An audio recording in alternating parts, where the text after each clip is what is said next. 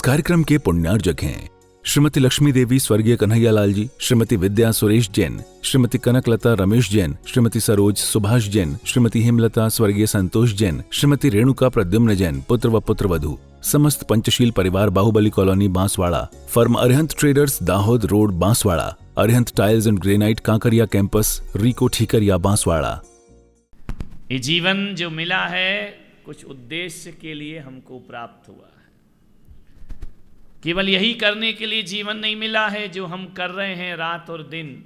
नहीं, ये भी जरूरी है, मस्ती भी जरूरी है, घूमना भी जरूरी है, पढ़ना भी जरूरी है, लिखना भी जरूरी है, कमाना भी जरूरी है, बीवी लाना भी जरूरी है, 2-4 अठन्नी चवन्नी होना भी जरूरी है, घर भी जरूरी है, मकान भी जरूरी है, पैसा भी जरूरी है, बैठना भी जरूरी है, उठना भी जरूरी है, आना भी जरूरी है और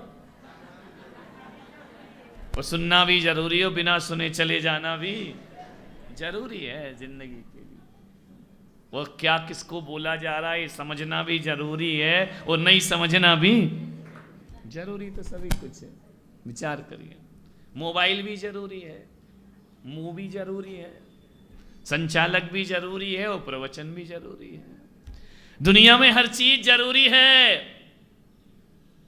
लेकिन एक चीज ये भी जरूरी है कि आदमी मरने से पहले अपने जीवन का मकसद याद करे। मैं इस धरती पर क्यों आया?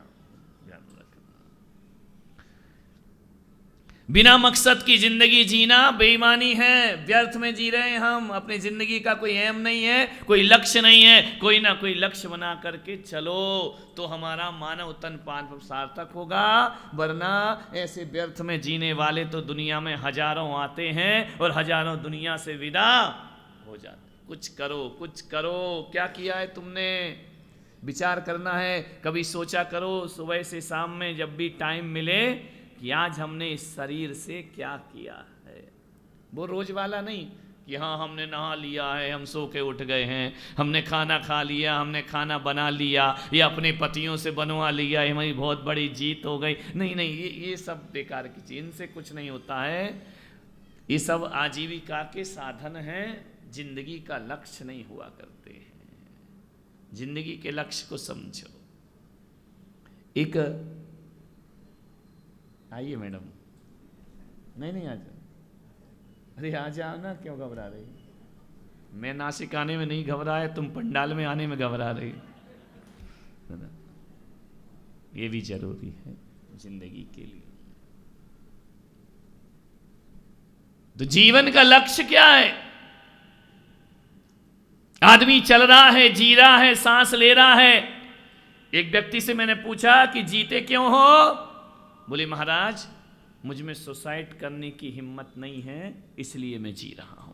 ध्यान रख, यानी जिंदगी का कोई आनंद नहीं है, जीवन जीने में उसे सुख नहीं मिल रहा है, वो मरने की ताकत उसमें नहीं है, इसलिए आदमी जी रहा। अरे ये जीवन भी कोई जीवन है, ये जिंदगी भी कोई जिंदगी है।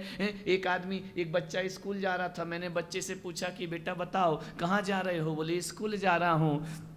तो मैंने कहा स्कूल क्यों जाते हो? बोले पढ़ने के लिए जाता हूँ। मैंने कहा पढ़ते क्यों हो? बोले पास होने के लिए पढ़ता हूँ। मैंने कहा पास क्यों होते हो? बोले कुछ बनने के लिए पास होता हूँ। मैंने कहा बनते क्यों हो? बोले कमाने के लिए बनना पड़ता है। तो मैंने कहा कमाते क्यों हो? बोले खाने के लिए। और मैंने पूछा खाते क्यों हो? तो बोला जीने के लिए। और जब मैंने पूछा कि जीते क्यों हो, इसका उत्तर उस बच्चे के पास नहीं था। ध्यान रखना, बच्चा चुप हो गया कि जीते क्यों हैं। और मैं सोचता हूं कि शायद बच्चे के पास उत्तर हो या ना हो, ये उत्तर तुम्हारे पास भी नहीं होगा कि मैं जीता क्यों हूं, किस वजह से जी रहा हूं। कुछ इसलिए जी रहे हैं कि सांस चल रही है तो जीना ही पड़ेगा, क्या कर सकते हैं। कुछ इसलिए कि अभी आयु पूरी नहीं हुई है, इसलिए जी रहे हैं। ध्यान रखना, ये जीना भी कोई जीना है। अरे जिंदगी जिंदा दिली का नाम है, मुर्दा दिल क्या खाक जिया करते हैं। ये कोई जिंदगी है कि हम सांस चल रही है इसलिए जी रहे हैं, आयु कर्म पूरा नहीं हुआ इसलिए जी रहे हैं, बाकी जीने में हमारे कोई रस नहीं है। अरे ये तो जिंदगी का बड़ा भद्दा चरित्र है। ऐसा जीवन काहे को जीना? व्यर्थ का जीवन क्यों जीना?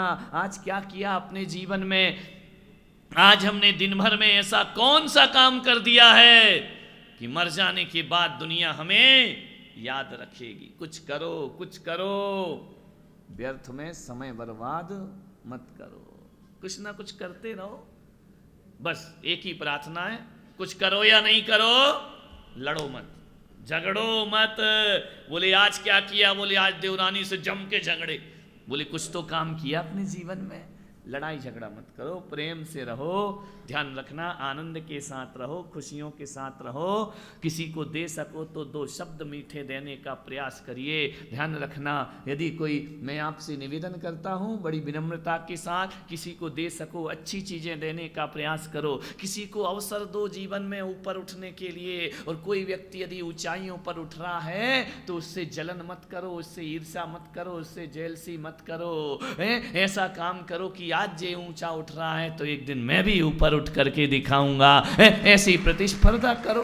प्रतिस्पर्धा तो करना ही है ना, इसमें मत करो कि उसकी इतनी साड़ी और उसके इतने गहने, इनसे कुछ होने वाला नहीं है। मैं तो कहता हूँ जलन रखना है ना, पड़ोसी से जलन मत करो, देवर देवरानी से जलन मत करो, भाई भाई में जलन मत करो। यदि तुम्हें जलन रखने की आदत ही है, जेलसी की आदत ही है, यदि तुम्हें एक दूसरे से छल जलन करना ही है, तो मैं कहता हूँ पुलक सागर से जलन करो।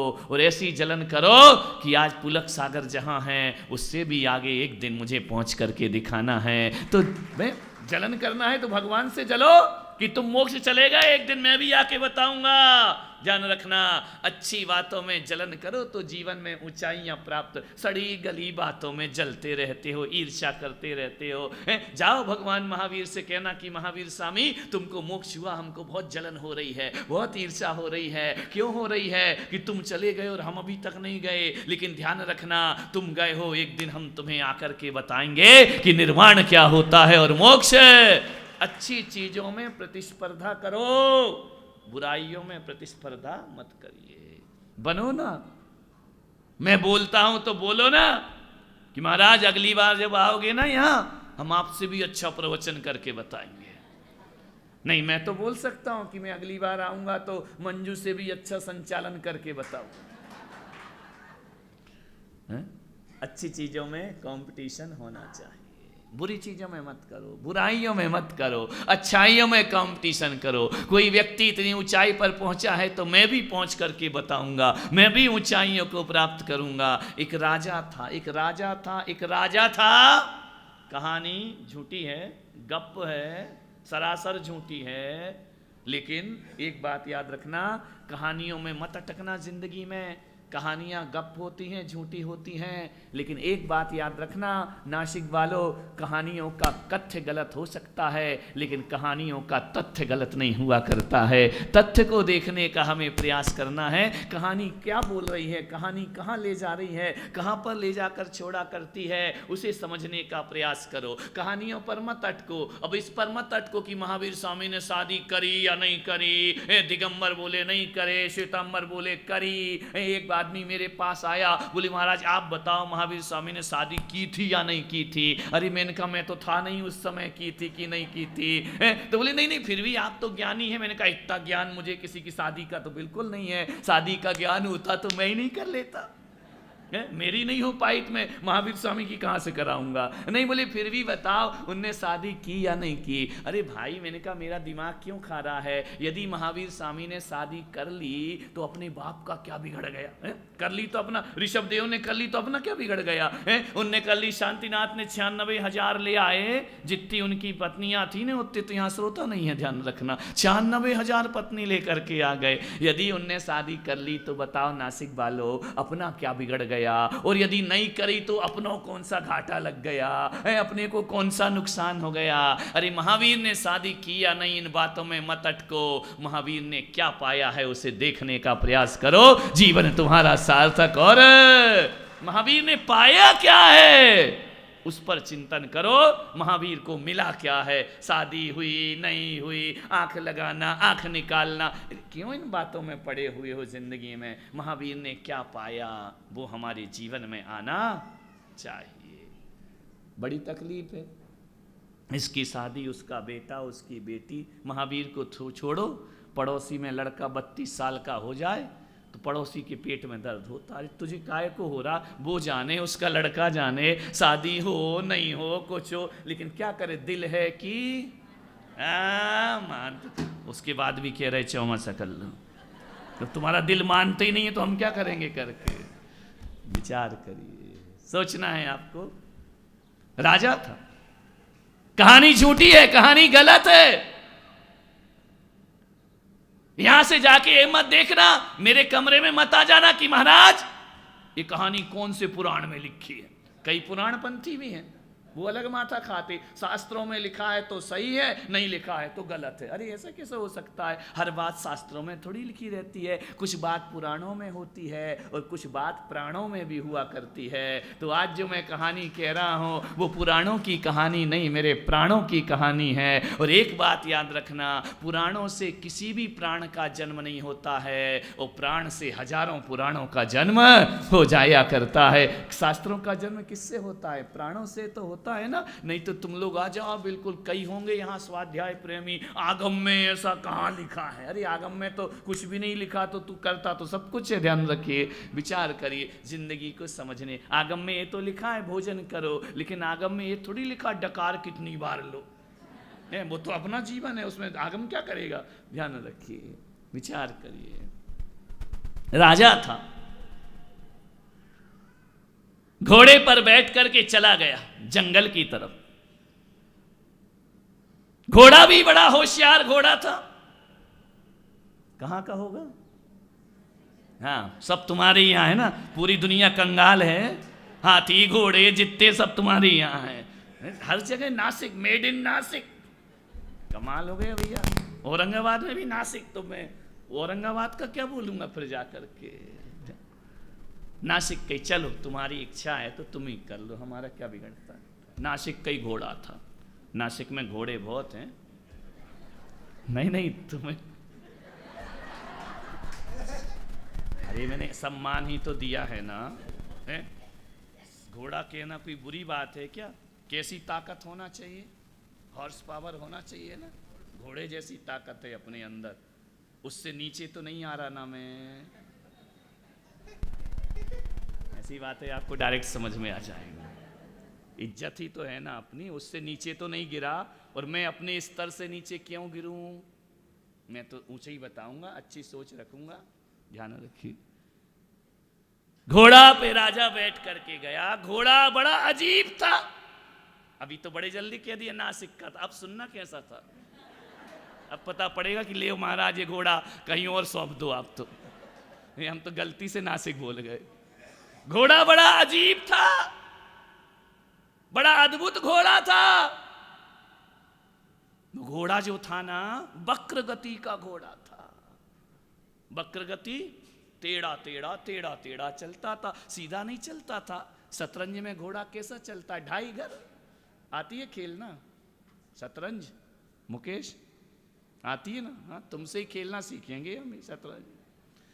विचार करिए, नासिक में रह के शतरंज खेलना नहीं सीखे तो क्या खाक सीखोगे जिंदगी? ध्यान रहे, विचार करना। शतरंज में घोड़ा ढाई घर चलता है। भाषा समझ में आ रही ना? हिंदी बहुत समझदार।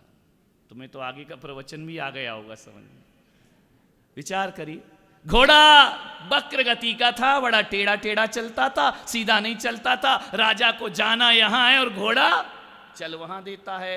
ये घोड़े बड़े टेढ़े चला करते हैं, ध्यान रखिए, सीधे सीधे नहीं चला करते हैं। और एक बात याद रखना, राजा का घोड़ा टेढ़ा चले या ना चले, आदमी के मन का घोड़ा हमेशा टेढ़ा टेढ़ा चला करता है। आदमी चलता है मंदिर के लिए, पहुंच जाता है कहीं और। ये वक्र गति का घोड़ा है आदमी का मन। घर से तो चला था मंदिर जाना है, रास्ते में कोई मिल गया, बोले आए यार, बोले क्या, बोले थोड़ा नाश्ता कर लेते हैं। बोले चल नहीं यार मंदिर जा रहे, छोड़ ना, हाँ नाश्ता कर लें। चला था मंदिर को, पहुंच गया होटल में। आदमी का मन तो ऐसे ही होता है। ये महिलाएं चलती मंदिर के लिए हैं, रास्ते में सब्जी खरीदती हैं।